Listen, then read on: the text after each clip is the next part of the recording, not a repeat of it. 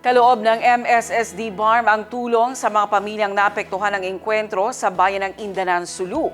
Ang Partners in Peace and Progress story mula kay Naphtali Velarde. Hatid ng MSSD ang tulong sa mga pamilyang nawalan ng tirahan o lumikas bunsod ng armed conflict sa Indanan nitong February 14, 2026. Ang operasyon ay sinagawa ng MSSD Indanan Unit Office 2 araw matapos sumiklab ang kaguluhan sa Barangay Kandang, Tukay noong February 12.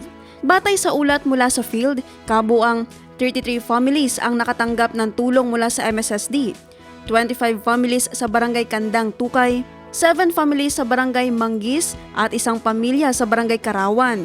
Bawat pamilya ay nabigyan ng 25 kilos ng bigas, hygiene kit, cooking kit at jerrycan.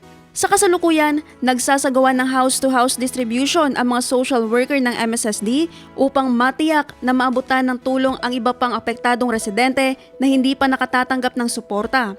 Ang inisyatibong ito ay bahagi ng Emergency Relief Assistance Program ng MSSD na naghahatid ng direktang suporta sa mga komunidad sa Bangsamoro na biktima ng mga krisis. Ito man ay dulot ng sakuna o armadong bakbakan. Naphtali Velarde, iMinds, Philippines.